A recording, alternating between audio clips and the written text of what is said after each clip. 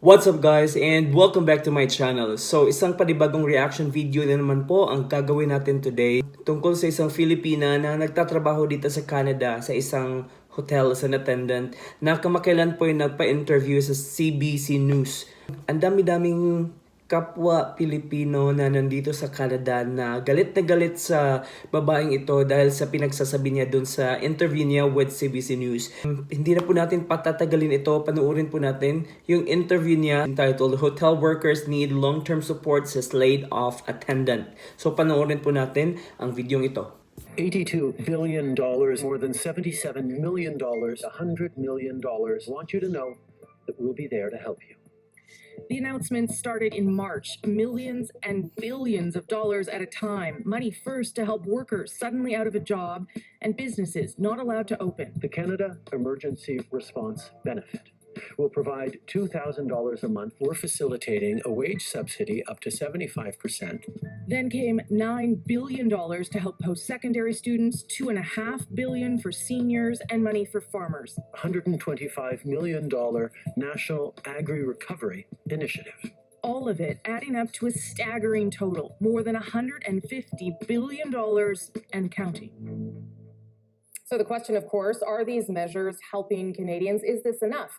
Nim Calvez was laid off from her job as a hotel attendant, and she joins me now from Surrey, British Columbia. Good to see you, Nim. Hi, Rosemary. Thanks for having me. So you were laid off, not surprisingly, as hotels and the tourism sector closed down. What have you done to help yourself, and how has the government helped you?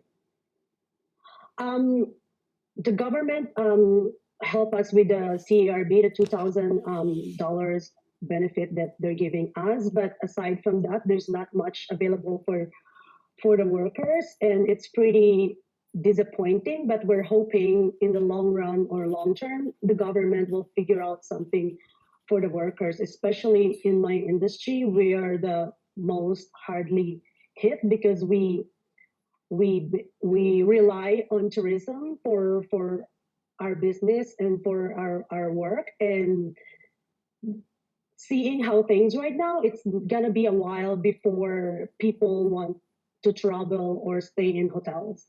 Well, and I think your issue is more complicated because the $2,000 is not just helping you, it's also helping your daughter who is in the Philippines. Is that right? Yes, so aside from myself, I'm helping a family in Philippines, and I'm sending them money mostly every month. And the living expenses in Vancouver alone is very expensive. From $2,000, my rent is almost $1,500, $500. What's left for food and groceries, and that's nothing. And I am using other resources like credit card to stay afloat. And how long do you think you can go on like that, Nim? It's not long. Like after a couple of months, and I'm not just speaking for myself, I'm speaking for my coworkers, the hotel industry, and I'm sure a lot of us, not just hospitality industry, is hit hard with this. The majority of workers are struggling, and it's very devastating for everyone to navigate in this hard times. Sure. I'm going to talk to the finance minister in a moment. If you had anything that you wanted to ask him, what would you say to him? I'd like the government to think of helping workers in the long term, because right now it's fine, but after maybe a month or two, even right now we're not okay. It's where we lose half of our wages, and that's very hard, but we can manage for short term. Long term, we need the government to think about how are we gonna survive as an industry. As I've said, like, we rely on tourism, and it's gonna be a while before it's gonna come back. Who knows if we're gonna come back this year? We're thinking more likely it's gonna take us 18 to 24 months to recover. And losing our job, we also lose our health benefits, and our right to return to work is in jeopardy as well. So we're not just looking at financially, but we are looking with a big picture and our future. Right. And it's very sad because a lot of us, we have put 20, 30, 40 years of our lives doing this job, and it's so devastating that we don't know what the future holds, and no one can answer it for that. Right now, we're just waiting for what's available to us, and the $2,000. I'm not speaking just for myself. I'm sure it's not enough. Okay. Nim Calvez, thank you so much. I'll put some of that to the finance minister. I wish you good health and good luck there. Thanks for speaking with us very much. Thank you very much for having me. So, ayun po, nakita naman po siguro natin yung interview ni Nim Calves with CBC News. And from her interview, parang alam na alam ko po kung saan nagmumula yung galit nung mga kapwa Pilipino nating nandito sa Canada. Kasi naman po, yung interview niya sounds really so ungrateful with what the government has done for us. Sino bang hindi nakakaranas ng paghihirap sa mga pangyayaring ito? So baka naman po pwede po tayong mag-adjust. Nakakahiya naman po masyado sa gobyerno yung demands natin, di ba? Tinutulungan na nga po tayo. Which is totoo naman po. Nakakatanggap po ng maximum of $2,000 every month yung mga na-lay off sa trabaho. Siguro totoo naman po na yung 2,000 talaga hindi kakasya in some cases. But siguro matuto na lang po tayong magpasalamat sa binibigay ng gobyerno sa atin. At least may binibigay, and yung binibigay ng gobyernong ayuda para sa atin dito sa Canada is not bad at all. Parang malaking halaga din naman po siya. Actually, galit na galit yung ibang Pilipino dito sa Canada dahil sa pinagsasabi niya. Well, in fact, may group na nga sa Facebook na gusto siyang i-deport. So, ganun kalala yung galit ng mga Filipino dito sa Canada dahil sa interview niya with CBC News. Doon sa sinabi niyang 2,000 na binibigay ng gobyerno, 1,500 goes to her rent sa bahay niya. 500 is just for her food. At saka yung kung ano may yung natira is for her food. It's like nothing. Kasi may tinutulungan nga siya, may sinusuportahan din siyang pamilya sa Pilipinas. Parang something doesn't really make sense eh.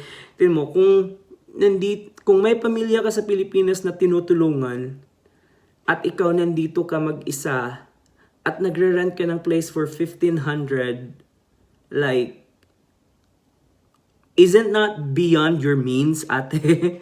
Like, kasi kadalasan sa nangyayari dito guys sa Canada, let's just say you're a TFW, temporary foreign worker ka dito. Mag-isa ka.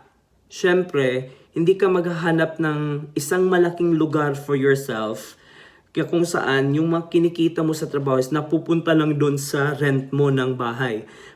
It's either maghahanap ka ng isang maliit na space or maghahanap ka ng ibang makakasama mo sa bahay kung saan mag-share kayo ng rent, ng pangbayad sa bill. So ate, for you to say na nagbabayad ka ng $1,500 for yourself para sa place mo, it's like, that's way beyond your means. Tsaka sabi mo pa, gumagamit ka ng ibang resources, let's just say credit card, to stay afloat. Parang ang gusto niyang mangyari is like, gusto niya yung gobyerno yung magbabayad para sa kanya doon sa mga bagay na beyond her means, 'di ba?